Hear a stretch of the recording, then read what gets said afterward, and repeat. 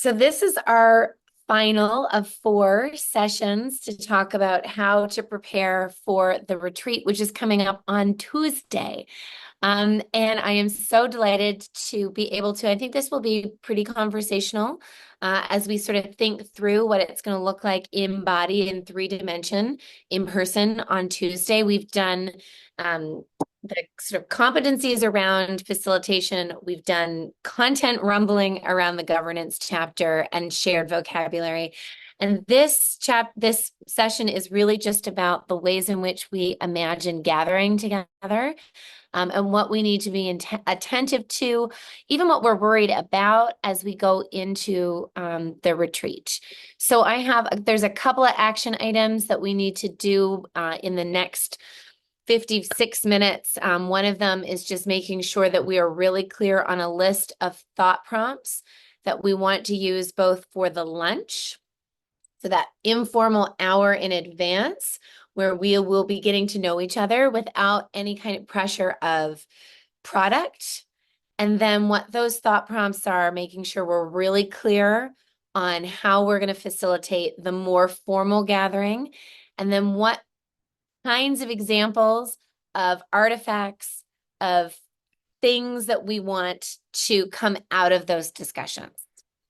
So those are our 2 action items, the informal thought prompts, and then the more formal structure and what it might look like as products without skipping the process. Does that sound like 2 good action items?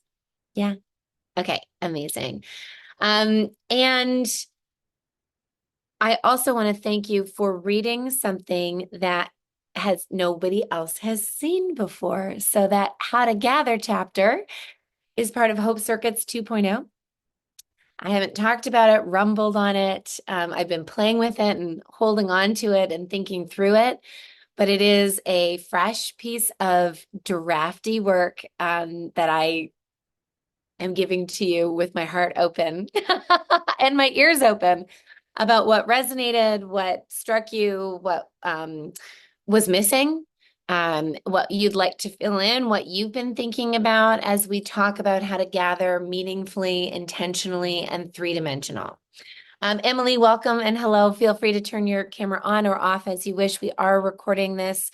So we just want to make sure we've got your enthusiastic, prior informed consent, sharing it with Justin, who's not able to make it today. Emily, how you doing? And can we get a thumbs up or just like, hey?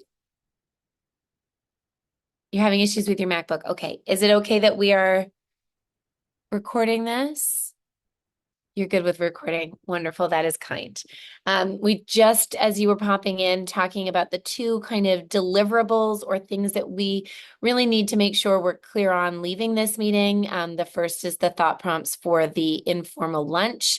And then the second is the more formal thought prompts and what a product might look like that your small groups are going to produce. And then I thought we could just do a really quick tour de tab about first impressions of how to gather, understanding that it is a long chapter and you could say, I didn't do my readings, or I didn't do my readings yet, or I caught up on my other readings and didn't do this one. But just something that is bubbling up for you in relationship to the Hope Circuits project that we've been engaging in. Morag, you look like you are nodding. I'm going to call on you first just to say, to encourage you to reflect on something that struck you and since we last met and via the text if you had a chance to read it. So I haven't finished yet, but I have read a little over half of it. So I thought it was really I really enjoyed what I read. Of course, having, this year's I'm working as one of the organizers. In previous years I've only been an attendee. And so I've had colleagues who were working through that prep portion that you're talking about in the how do we gather. And so I have a different perspective this year. And so the part that really resonated for me was the section on your Nana, which I thought was just like, it just evoked like this wonderful image of this woman. So she must have been fabulous. And like those tips around like setting the table, leave the dishes, like that, like those types like that, like it allows you to be present. It allows you to create an environment for your guests. If, you know, it's the most enjoyable way of approaching it. And so I think that was timely for for me to read at this point because, you know, we're now in the minutia of like, do we have enough pens? Do we have enough sticky notes? And like that kind of like, you know, how do we attend to the details without then bringing the sort of stress of planning an event into the event as we're facilitating and trying to have a conversation. So that was really useful and also just a really nice story here. So thank you for that. Thank you. And, you know, I think that is, giving yourself permission to go in and be like, okay, all the work is done. We've done all the thinking. Now being present and engaging and enjoying it is sometimes a really tough reminder. And yeah, if you've done all this work, we've been talking about this. Gosh, you've been working on this since summer, and it really is also being able to enjoy it, right? Just sitting in it and be like, oh wow, this is quite extraordinary to bring all of these people together who don't usually get into a room together and can see each other's shared humanity is just it's beautiful and it's important, and I hope that I'll remind you to enjoy it, to eat, All to right. hydrate, and to just sit in that moment. I also love what tweaks for me, and it's not in the chapter, but it's how to be a good host I talk about a lot, but also how to be a good guest. Mm. Right. And in hospitality, it is such a reciprocal relationship that it requires guests to be good guests and hosts to be good hosts, and for us to trust what those roles are. And that also feels like a metaphor for good governance, right? So sometimes when you're in the board and you get into the weeds in operations, you're not being a good governor. You're not being a good guest. That's not your lane. You're not staying in it. And so, thinking about who's hosting and when, who's leading and how, who's creating the conditions for the guests to sit and be good guests are all questions I think are surfacing for me in I didn't see the governance gather piece until we started on this facilitation journey together. And so that I heard you sort of saying previously I was a guest. I'm like, that should never be undervalued, what being a good guest looks like. And we signpost and signal that as hosts. If we're doing our job, guests can relax into their role as well. Yeah. Yeah, Maura, thank you. Kate, how you doing with in conversation with some of the reading and preparation for this? Good. Yeah, I read the Gather chapter this morning, actually, so it's pretty fresh. I really liked the radical hospitality idea and the idea of the like continuous welcome, like that it's just not just like a welcome day, like that we have to really like spread that out. And it made me think of at UVic, we always have this kind of tension, which I'm sure every university has, is we have this tension between centralization and decentralization and whose role it is to do some of those central pieces and whose role, who in the departments. And some of our departments are, I think, pretty under-resourced, which I think is pretty typical. So, some of those activities look different among different faculties. And, there's always this question of like, does it need to be the same? Does every student have to have that same experience or can it be different? And so I think that would be an interesting conversation because I think the perspectives are quite diverse in amongst the university. So, um, but if we all were commonly thinking about relentless welcome, how would that change the conversation? I think is kind of where I was coming from. Yes. And Kate, you know what? Thank you for drawing a really clear line between relentless welcome and student flourishing, which is really the topic that we are playing with. How does governance shape student flourishing and all of our flourishing? And Peter Felton, who wrote the book Relationship Rich Education, talks about this relentless welcome as students feeling it throughout their time. So we're really good at recruiting them. We're really good at maybe doing an orientation week and bringing them onto campus, but we're kind of terrible at, and we know that 6 weeks into their studies in their first year, they're the most vulnerable. And if we do radical hospitality and relentless welcome in that time, we know that those persistence rates over 4 and 5 years are way better.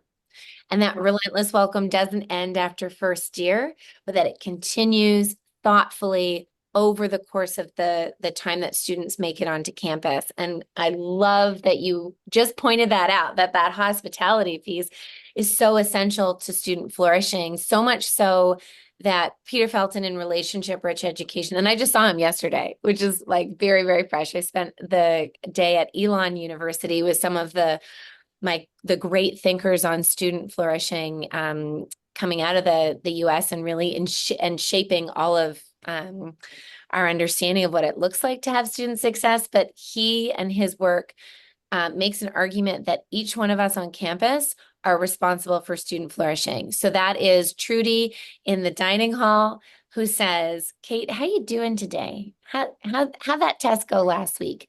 That is the greatest predictor of student success, way higher than anything your professor could say, any grade you could get, any student affairs support system is feeling like you are relentlessly welcome on campus from folks dispersed across campus. So buildings and grounds, when Larry, who's mowing the lawn, waves at Sonia and says, hey, Sonia, nice to see you. Sonia, you feel like you belong and you matter.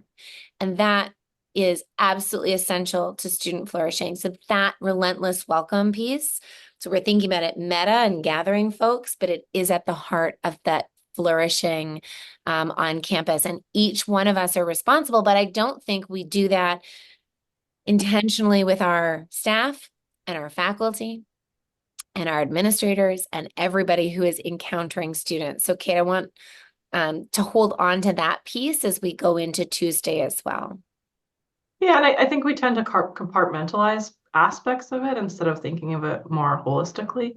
And unfortunately, I think that trickles down into like budgeting and resources, you know.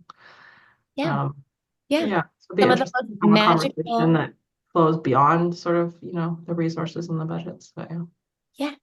And I think the most magical things that we do for student flourishing doesn't show up on a budget or an Excel document, Yeah. right? But it is absolutely essential to invest in it. And then to think about, can we create conversations, relationships, structures, and institutional culture that are all moving in the same direction, that are sitting in that kind of alignment. Yeah. Love that. Kate, thank you. Thanks for reading my messy first draft of a book that has not been published. No, it was great. I loved it. Oh, thank you. Sonia, how you doing? How was lunch and how you feeling about this project? I feel like it's a wonderful opportunity to gather people, the leadership, and have a different kind of conversation. Um, One of the takeaways that I had about how to gather, and this is something that I've been thinking about for years, like for years, in different ways, as is the sound okay? I just want to tap in. It's okay. Um, So as a facilitator for yoga teacher trainings, right? Like recognizing that people come in to a process with their own intentions, their own expectations, their own lens, their own sense of well-being, their own understanding and comfort about how they want to participate, what's really important to them. But I also think about it in terms of something I've noticed as myself. Like, I don't know if anyone here has ever watched the documentary on Amazon Prime called Sensitive, The Untold Story. It's about 20% of the world's population that I happen to fit into, which means a highly sensitive person. And what this means is that when we interact with other humans, we literally feel and absorb everything that they're feeling. And we need a little bit of time to feel, to sense, to process, to recharge, et cetera, et cetera. And what I have noticed as being a participant as well as a facilitator of these larger conversations is that the, the the well-being of the person facilitating the conversation is of utmost importance. If they're not able, like a guru, right? The word in yoga is pratyahara. Pratyahara, P-R-A-T-C-H, P-R-A-T-Y, Pratya-A, Chara, C-H-A-R-A.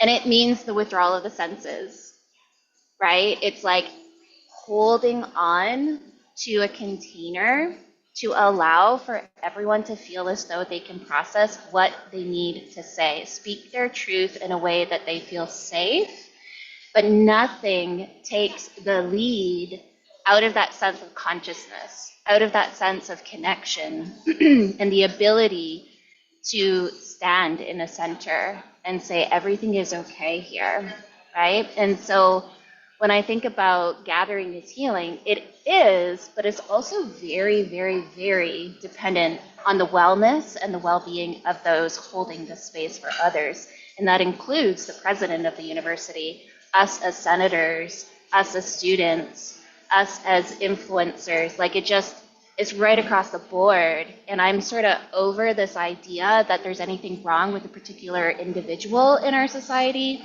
talking about mental health issues and so on. It's more like individuals are a reflection of our society. And if we do better in our leadership, and if we have more civility and compassion, then we have the ability to make change that is lasting into the future. Because it's not about us, right? It's about what comes 50 years down the road, 100 years down the road, 500 years down the road. That's where my thoughts are at. And so who we are being is far more important when we're receiving commentary, when we're receiving and holding space. Who we are being matters so much more than anything else that we could do. Because people come with their stuff. You have to be okay with that. You have to allow for it. You have to find compassion for it and forgiveness and kindness, right? So yeah. Love that. I love the yoga practitioner lens about how to do systems. I was just working with somebody on the How to Heal chapter for Hope Circuits 2.0. We were talking about nervous system dysregulation. And at an individual level, that is super important for facilitators, right? To make sure you're going in calm and centered, supported, open, feeling good, even despite the fact that you're going to be in conversation and around a table with folks, as you said, Sonia, bringing their own thing. And then what does that look like as a group? That the group can go into system dysregulation or into regulation, depending on the kind of energy. And so I think that that's really important, just to be attentive as facilitators and recognize that also requires some emotional labor to go into a room with people that you don't know and to help facilitate that. So just being attentive and critically aware of that is important, and also being aware of the differentials of power. Sonia, I love that you were like, the president is going to come in and feel, some systems dysregulation or calm, like there is a sort of um, emerging spectrum, each one of us, and then sitting as, a member of a governing body, but also a member of an organization that has pretty rigid vertical hierarchies, I think is worth just being attentive to and just recentering and calming and framing, especially, for Emily and Justin as students, reminding Emily and Justin that you belong and you matter, and you're just as your lived experience and your insights are just as valuable and different, right? They're not the same, but they're also really, really important to create this kind of energy in the group. So Sonia, thank you so much for that. I'd love to continue to rumble with you on that and really think about how, gathering as healing. And then you did a yes and, which I really appreciate. So I'd love to rumble with that a little bit later as I work through what collective well-being looks like, what relational well-being looks like, what collective sense making looks like in this larger project. Yeah. Appreciate that. Ivan, how you doing? Did you catch up on your reading? It's okay if you didn't. There's no I shame in did, the I did, room. I did, You did. yay. I'm doing well, thank you. And thank you, Jessica, for sharing an early draft of your chapter. I think it's really special to get a sneak peek of what's coming next. Um, like Morag, one of the things that really resonated with me was how you wove in anecdotes from your family story, specifically the values you cherish from your Nana and you carry forward. And there's some really cool concepts in there. So one in particular that resonated for me was the importance of creating a sense of occasion. That every time you gather, it's unique, it's special. You invite people, you recognize your common humanity, you honor people's individuality, and you provide a space for people to gather together to rumble.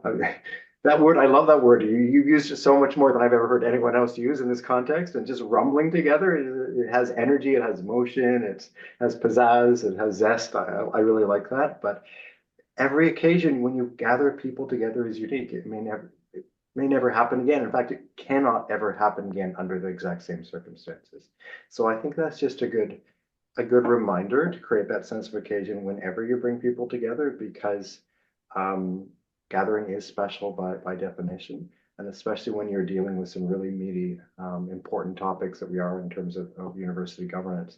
I'd also say too, it reinforces a sense of um, how you can bring together people from different backgrounds, different cultures, different generations, breaking bread together. That connects people, it connects humanity.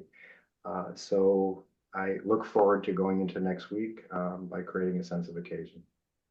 Oh, I love that. Ivan, thank you so much. Um, yeah, and that's a reminder when we get really busy, just be like, this is never going to be the same group of people around a Zoom or a table. And this is special because we can do things together that we can't do on our own, right? That we can think and connect and spark some ideas that we can then take with us into our world, and change it. And it really is that key piece of change making, is recognizing where and how we are empowered to be architects, but we can't do that on our own. That wayfinding has to be done in conversation. So I love that sense of occasion. Yeah. Emily, is anything striking for you? Would you like to pass or put something in the chat or try to manage a MacBook? I've got my microphone going, I think. Sorry, I've never had technical difficulties before on Zoom, but first time for everything. I'm really excited hearing all everyone's ideas with this. I'm truthfully a bit nervous for Tuesday just because it's my first time doing anything like this, and especially being like a student with such like influential people in the university. I want to make sure that it's like a productive conversation for all of them. But after like I haven't got a chance to do an in-depth read of your draft chapter yet, but I had read the first couple pages and it was interesting. Like you quoted Audre Lorde, and I really love her work. I've done a lot with it with my philosophy classes, and then I was like, I remembered hearing that term, so I went back to my notes from this class that I took, and she talked specifically about this idea of like how emotion can be a powerful resource and it's not actually a hindrance, and how a lot of people end up seeing things. Like she frames it more in the sense of like women and like emotional in that sense. But I thought it really connected well with what we're talking about here and how we can use these different emotions that people have. Like last week, we talked about the different concerns people might bring up, like time frame, accessibility, that kind of thing, and how we can use these types of emotions that people are having and actually create like productive conversation from that. So yeah, I'm excited to see how that kind of manifests with people because I feel like it is a pretty hopeful group we've got here. So I'm just hoping that that translates to the discussion that we have on Tuesday. Oh, Emily, I love that. And it reminds me of a conversation I had this week where somebody shared that frustration was actually really hopeful. And I hadn't framed frustration as hopeful because I thought, people get really grumpy and are very fast to complain, but they made the case in a particular moment. There was deep frustration about a program, but when they could decenter themselves and look at what was happening, they could harness that frustration and recognize that the frustration was a desire for us to be better together, to improve that program. It was a sign of deep love. I love, Sonia, you talked about having a heart thread or a heart cord tied to the university from our very first session. And I think that is really powerful. And Emily, you can take that frustration and you can harness it and be like, this is really good. This is actually really hopeful, because what it does is it demonstrates how invested we are in this institution, and in this institution living into its integrity, right? From what we say we do and what we actually do, minding that gap and being really attentive about closing that gap. We'll have some frustration and despair and rage and confusion and disorientation. That's not the opposite of hope. That is hope in action. What the opposite of hope is, and we're experiencing this a little bit, I think, in the geopolitical instability, is frozenness, numbness, and disengagement. That is where behavior alarms me. When people step away or are frozen or are absolutely numb, you can't do a lot there. We have to unfreeze, but that frustration or nervousness or kind of energy, that just means that that's activated, right? That we're living in verb together. And as you talk about that, harnessing them, that emotions can be powerful via Audre Lorde and in the kind of facilitation work you're doing. So I would, Emily, thank you for sitting in the vulnerability of saying you're nervous. I think that's really good to even lead with.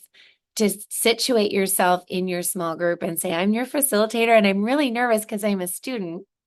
And I'm just really sitting with you all in conversation. And I just want to mark that and name it and invite it into conversation as, and that is probably one of the most disarming things we can do as facilitators, is show up as full embodied humans. Be like, I'm really invested in this, but I'm also really, nervous or anxious or excited. And then that invites other people who might show up armored.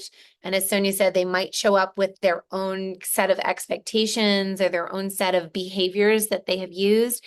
That might be very disarming, right? That you go from being armored up to being daring and brave, to use some of Brene Brown's language. So yeah, Emily, think about that as one of your superpowers, is being like, I'm a student. This is amazing. I get to facilitate these like really, really important conversations. And wow, I'm nervous because I'm invested in it. I always say to my students, like every time I walk into class the first day, I feel like I'm going to barf and I have butterflies and I'm like super nervous. And I'm nervous at every talk that I give. And I think if I stop being nervous, I need to retire or find a new job, because I have heart invested in that work. So Emily, I think, just saying that, modeling it for this group, but also doing that in your facilitation would be really powerful. Yeah. Amazing. Okay. So we have some really wonderful strategies and resonances, and we've covered a lot of the things that I have prepared as a set of blueprints or a set of questions to think into over the next 28 minutes. And what I might do is I might just go through the blueprint and ask you to just comment on a few of the ways in which you're creating occasion, that the ways in which we've communicated, so we know a little bit about what folks are coming into this room thinking about. Is that okay? I don't want to put you on the spot, but there's a couple of things where it might be good for us to signpost. Yeah. Okay. Amazing. So maybe I'm gonna share my screen. How does that sound? This is a rough blueprint where I talk about what gathering looks like in practice. We talked a little bit about this already, that preparation, 90% of the work is happening in advance. Morag sort of rumbling with that chapter and thinking about all the things that happen, all of the work, all of the thoughtfulness. So there's sort of five fundamental things: preparation, communication, first impression, intentional space, and ongoing welcome. And so we've done a lot of the preparation. We've gotten really meta, but I want to ask ourselves just to think really quickly about what this looks like as we're convening on Tuesday. Pia Parker has 4 broad categories for the event or meeting. I just want us to make sure that we're really clear on which one of the 4 categories we are entering into, and maybe it's a hybrid. But Priya Parker talks about these events having to acknowledge, to learn, to challenge, and to change. What do you think from your impressions as facilitators? And maybe Morag will ask you because you are the head convener for us. What main broad category we're falling into, and then how that shapes our values. So I could make a case for it being any of those 4 or all 4 simultaneously. Because I think we want to acknowledge the role, the expertise, the perspectives, the experiences that we're bringing in. We want to acknowledge that. We want to learn about each other. We want to do that humanization that we've talked about. So learn both sort of a formal technical, what is governance, what does board do, what does Senate do, but also like, who is this person sitting to the right or to the left of me? And can I put a face on that like monolithic governance body that I had thought of before? We want to challenge some of those preconceived notions about the people sitting on that other body or the people making decisions in administration or whatever. And then we want to change the way that we approach challenges, the way that we approach decisions, the way that we approach conversation. So like we want to change the way that these groups are working together, which is a bit lofty. We're not going to necessarily achieve that in the 3.5 hours that we have to talk to each other on Tuesday. But I think that's underlying kind of the reasons why we're bringing these groups, and we bring this group together, this same kind of group of people together every year. So that's I can't decide. I say all 4. I love that. I love all 4, right? It's a yes and Yeah. that is a beautiful, it's really clear as you talk through that, how each one of those gives us a different dimension of the purpose of this gathering. And as Ivan said, the importance of occasion, the specialness and uniqueness of this kind of quality of conversation. So yeah. Anybody else struck by what Morag says, surprised by or reinforced your assumptions, expectations, or hopes for this? Seems pretty clear. Yeah. Clarity is kindness. That is so important that we are so crystal clear about how we are using each other's time together in the best possible way. So if those broad categories are there, I think Morag, you articulated the values behind them as well, right? To connect, to build trust, to develop conversations around well-being, to seek clarity when sometimes it's muddy, opaque, or mystified, that we sit as learners, that we're willing to, in this radical humanization, engage with joy and open-mindedness, that we come in holding our opinions lightly, but our values firmly. Those all seem like very clear values that are governing the purpose of the gathering. Are there any values that we're missing or we're overlooking in this little list that I sort of put together? Anybody want to add one or think through one in a different way?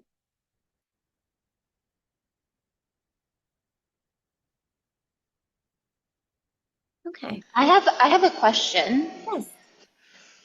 With regards to the values we're discussing here now, are we going to be sharing that with people on Tuesday? Like, how will they be shared, I suppose?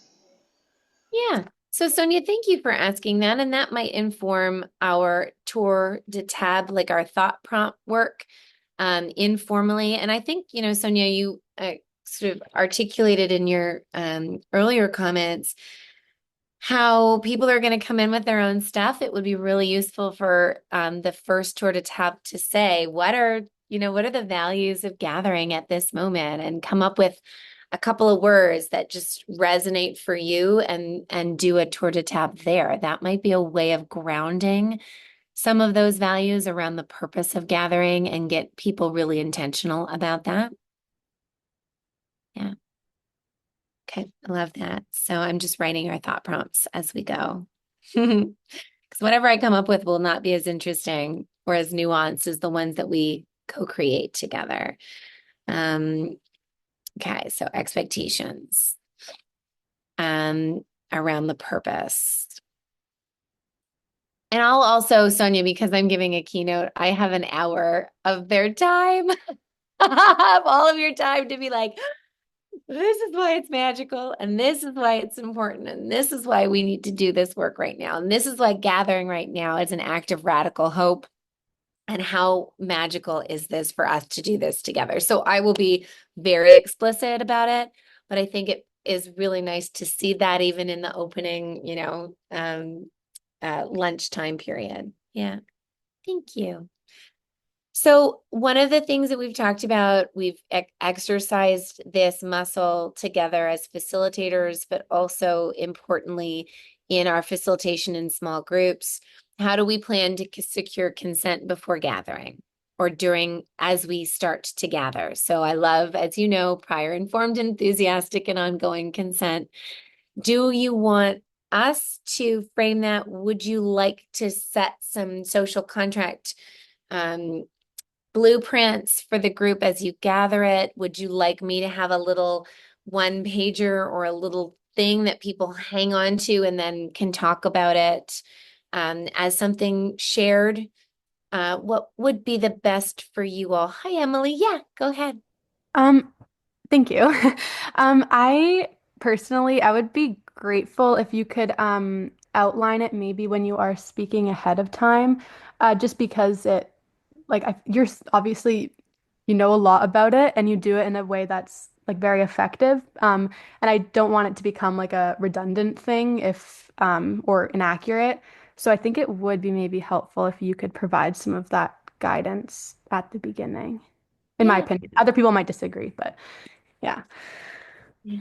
Okay, I would love that. Morag, I'm not speaking first in the script, but we could put something in really early, or we could do something. I don't know if what you're thinking about in terms of the choreography.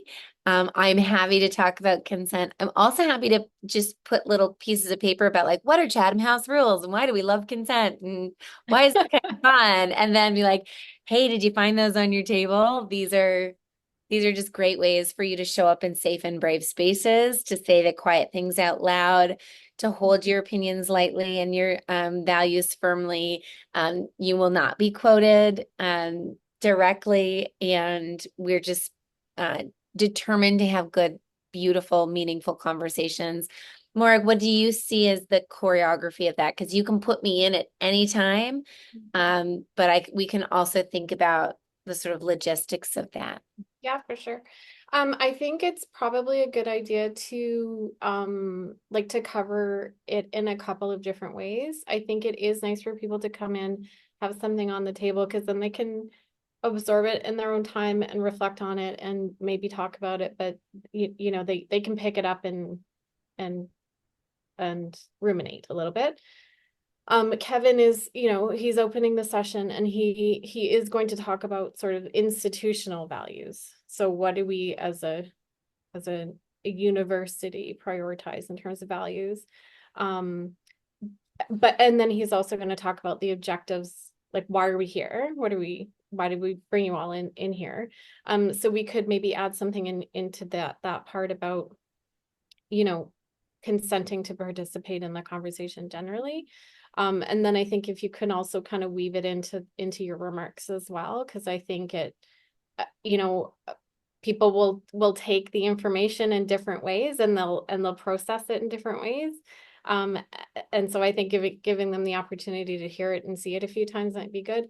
And then I think our part of our role also then as facilitators is then to be able to check in as things are going for that ongoing piece, right? Of like how how are people responding to the conversation, and and are they okay to keep, to continue to contribute in that way. So Awesome.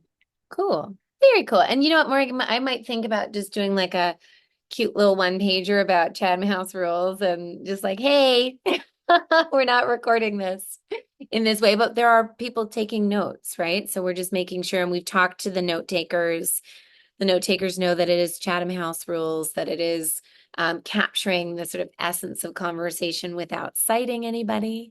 So we'll just, yeah, I'll just make sure that we do that, I think, often and regularly around this kind of contribution, because this is the last question in this little cluster is, do you want your attendees to show up as their whole selves? And sometimes the answer is no. So we have to be really honest with ourselves and in the purpose of gathering. And I feel like the sense is we are prepared enough and we have done the work and done the facilitation thinking that we are probably have very good capacity for people to show up as their whole selves. But I wanted to just make sure that we feel that that is an actual thing that we can deliver on when people do show up in their whole selves, right? Sometimes that's messy or a little hard, or as Emily said, those feelings can sort of come up, but also be harnessed in powerful ways. Yeah, Sonia, what are you thinking? I love this question, and I love the caveat of like sometimes the answer is no, because not everyone's done their work, right? Like meaning their internal work. Not everyone knows how to be kind and respectful and civil. And so something that I would love to see is that people are encouraged to be a leader that they wish existed, right? Like we are the leaders that we've been waiting for. And it's time for us to sort of step into that and feel that. And if we can encourage that sort of, not expectation, but almost like an invitation, this is an opportunity to leave a lasting impact that you may not otherwise be able to do in different arenas, right? So release like a personal objective, release things that you think might be worth fighting for, and start to understand what connection and collaboration and leadership can really mean in this situation. I don't know, that's just my own opinion, and happy to release it if other people have insights, but Yeah, well, it strikes me as you're thinking through that a thought prompt over lunch around what does, because you're future facing, right? You're thinking in generative terms. You're thinking in challenging the actual in the name of the possible. And I wonder if that's a thought prompt to get people dreaming together, in wonder and in curiosity, that it's a thought prompt over lunch that we ask them in some way to imagine what a creative future looks like. And sort of was doing that with Hope University. Like, if you could build a brand new university, what would it look like? How would you lead? How would you collaborate? How would you build? What would you teach? How would you all learn? How would you govern? So that might be a way of putting people into what a creative future might look like, and start to activate some of their imaginative spaces. What do you think about that as a thought prompt?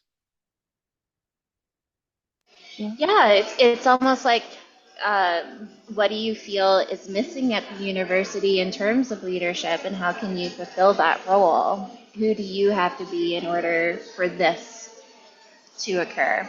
And what kind of leader do you need to be? Right? Because I think with board of governance and senators, like we are volunteering, we're stepping into a role that isn't our usual jacket. It's not something that we're doing every single day. We're trying something on. And so for us to be contributing effectively, meaningfully, sort of understanding a little bit more about dropping maybe some of the conflict that people can walk in with, and stepping in for the wholeness of of the governance body, if that makes sense. Yeah. I love that. And I love your sort of pulling and plucking at the difference between being a leader and a governor, right? And then like coming into that work in a kind of creative, activated space. It's not asking people to come up with a to-do list. It's asking them to come up with a to-be list. And I really love that. And I wonder if that's a big ask for people who might not have been, as you said, putting in the work. And I wonder if there's a two-step thought prompt. The first one is what would you imagine in the most ideal creative future what this university look like? And then what do you have to be? How do you have to be in the world to make that happen from your own perspective or context as an architect of creative future, as a governor, as somebody who's invested in stewarding this institution into a creative future? Okay. Again, no small task, and of course, realistic with like 3.5 hours. Yeah, no, exactly. Well, and this is just the conversation at lunchtime, right? It's like, whoo, okay. How do we get from, but I think that is one of the things that I'm thinking through is how do we get people who are very action oriented, product driven to stop for just a half a second and go from a to-do list to a to-be list, because actually the to-do list needs to come from the to-be list. Like that's where all the productive, generative, creative future lives, in that work that we don't often make space and time for. So I'll be super explicit with that as well. I don't know why my gosh, the algorithm just thought I'm giving my thumbs up and it gave my thumbs up. That's so weird. Okay.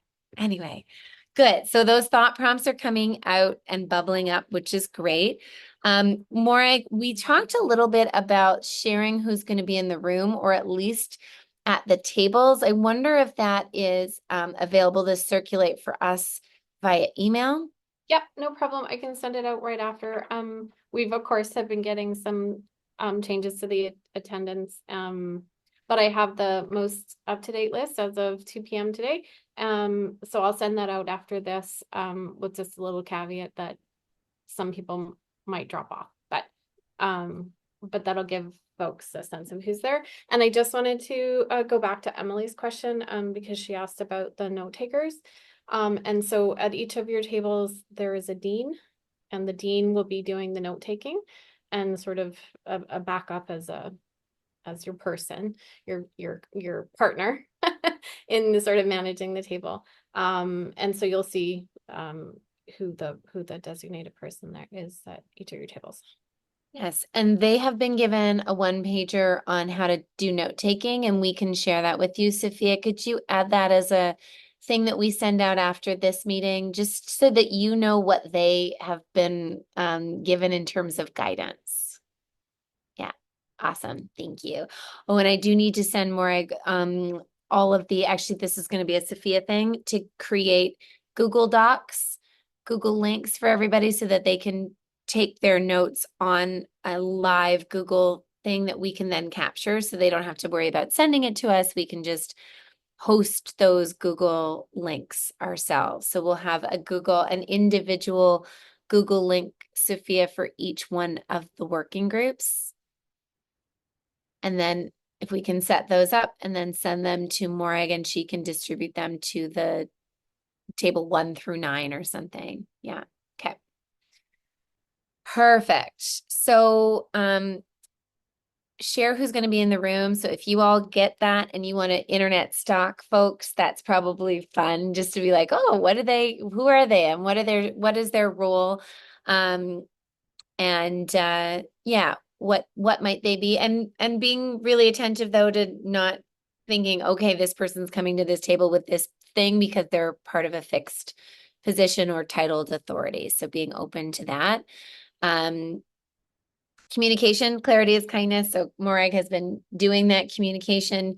Morag, do you want to share with us just how folks got invited to this, or the language around how they were sort of told about what we might want to produce? Do they have the objectives that we worked on in advance in their email? Yeah. Yeah. Okay. Yeah. So we've primarily have done email communications. So they've gotten the agendas, the sort of a little bit of an overview of what the day will be in terms of objectives. And they've all received a copy of the book, of course, and then it's been mentioned at both of the board and Senate meetings about what the again, sort of a high level, we're gathering with, this objective to talk about hope circuits and probably 3/4 of the people have participated in a JSV or in a joint retreat before, so they're sort of familiar with the concept and kind of understand it going. So Excellent. Could you forward us just the email that they got invited for, just so we know, like, with that language is resonating for us as we go in? Amazing. This is the third of the phases, and it's probably the most important for us. That's the one that we have control over on Tuesday the most, is the first 5 minutes of gathering are essential. It's the thing that happens 15 minutes before the event starts that can shape the quality of interaction. And I write a little thing about how I get social shyness. I'm an extrovert, but I get real social shyness. And I'm like, depending on what the thing is, sometimes I have to give myself a little pep talk in the bathroom mirror and be like, okay, you can do this. Go and be brave and yourself. But it is that sort of getting through the door into a new place is really hard. And I just want to mark that for us as facilitators, but also how we are doing, as Kate said, that relentless welcome to people who are gathering. They're going to be telegraphing invisible or visible signals about how and where they're going to show up. So that sort of first couple of minutes is really important. And so, Maura, could you talk to us just about, like, where the name tags are, how that greeting place is, and if there's a role for us as facilitators to greet the people who are joining us at the table? yeah. So the start of the session this time around is a networking lunch, and so it's not a hard start at 1 o'clock. It's sort of a trickle in, with the program actually starting at 2. So we're not, we're sort of expecting people will arrive during the hour. So then there's this sort of, we've already like built in a relentless welcome because we have to keep welcoming people for that whole hour. So good for us. But in terms of like logistics, so people coming in, there'll be someone at the door to say, hi, you're here for the session, please head upstairs and you can collect your name tags and your seat assignments and all of that. And so we'll have somebody upstairs as well.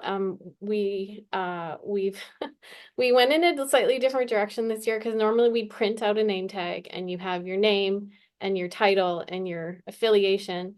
And this year we've done it a little bit differently. So we actually have the more like the hello, my name is style. So it's blank, but it's branded with our symbols from our strategic plan.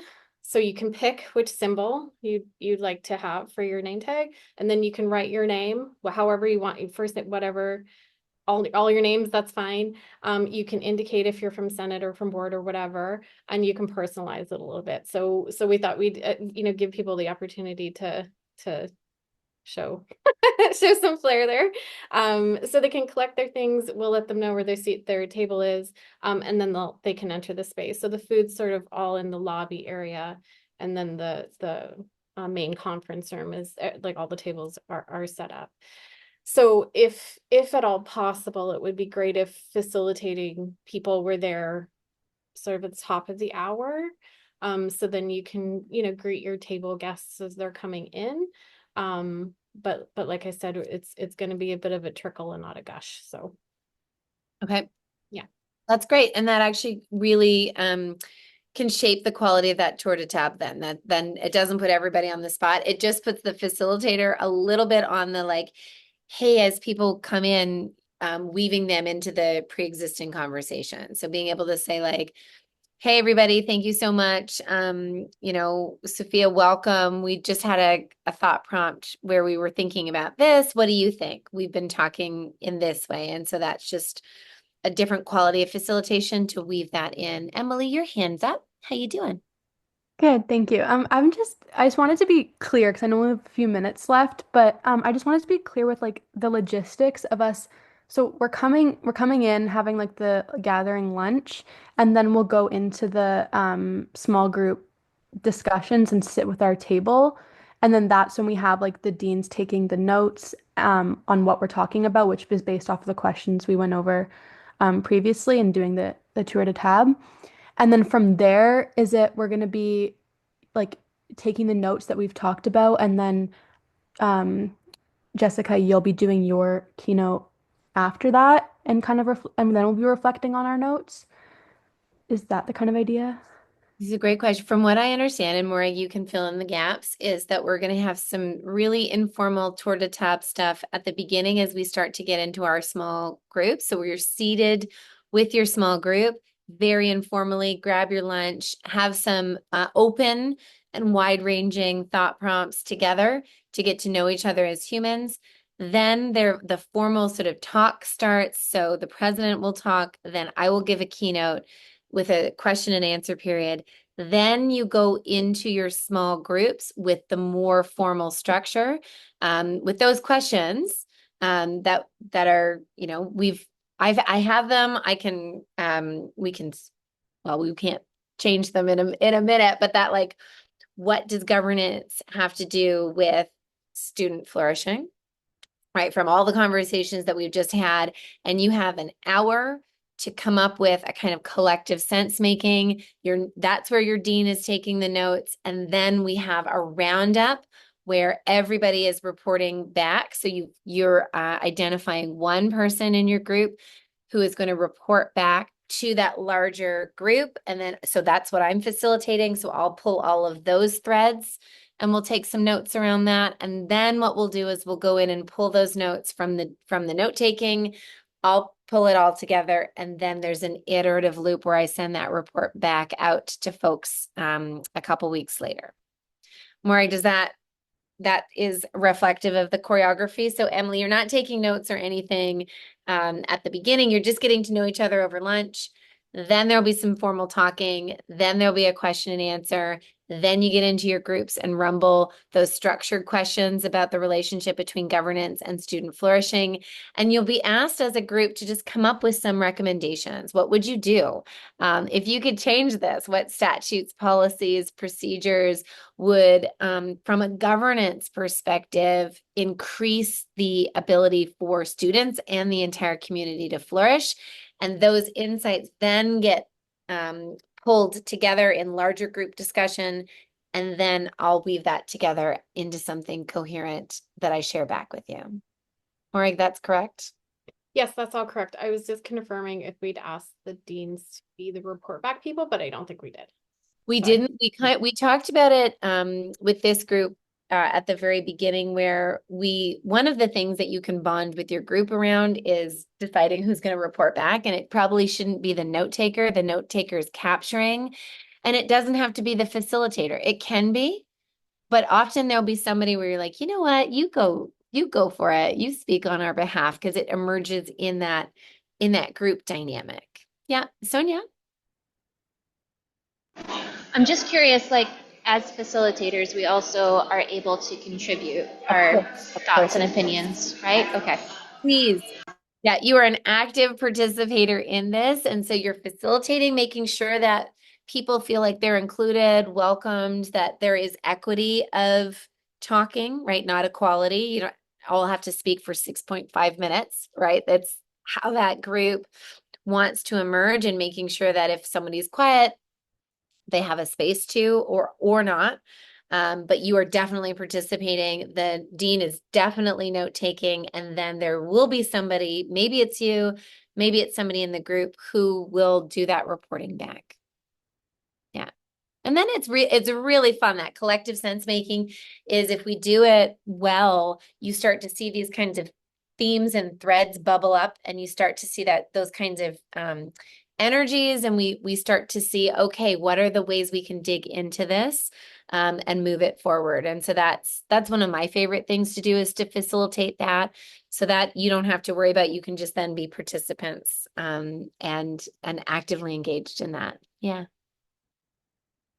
Morag, how you feeling? I'm sorry, we're 3 minutes late. I have some thought prompts for you all that I will share with you for the informal lunch. I also have the more formal sort of structured questions for the hour. So if you run out of questions, there are more questions. Lots of it's around just like building shared vocabulary. What would you do? How would we do it? What happens when you come up against a policy or structure that's not serving this community anymore? How do we sort of encounter that? What are ways that we can recommend in future facing spaces? So those are all there and scripted. We'll give those to you in advance. In fact, Sophia and I will make sure you've got a little one pager of a list of the beginning thought prompts, and then that guided hour of facilitation. And the idea is that you come up with, I don't know, points, insights, recommendations, a big audacious idea, something from your hour that you can tell other people that you're excited about the relationship between governing and flourishing.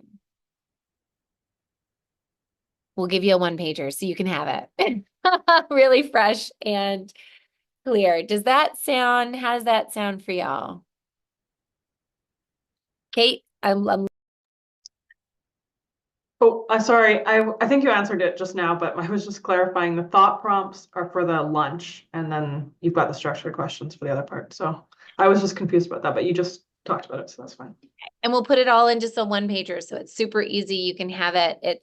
We can even print that out for you all, just so you can have it handy, as an agile agenda, right? The conversations are going to unfurl and emerge in really interesting ways that we can't predict, but it's really nice to have a kind of set of guardrails just to keep us on a path that has purpose and that is driven by those kinds of values.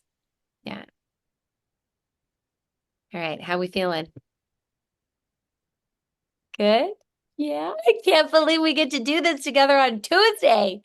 It is so fun. I'm in North Carolina. I've been in Nashville. I've been all over Hell's Half Acre. I fly to Vancouver tomorrow, and I'm like, all I need to do, I've missed flights and all sorts of things that happen. I'm like, all I need to do is get to Victoria. That's all. That's my one singular purpose. So I'm going to be traveling all over, but I will be in Victoria on Monday and then gathering on Tuesday. Do you want us, Morag, to come at all early? I'll come early. You and I can be in radio contact, but everybody at the hour, even like 10 minutes in advance, just so we can say hi. Yeah, And see yeah, how for we're sure. doing. I was gonna invite folks to because you can show up and sort of get a feel for the space before other people are there.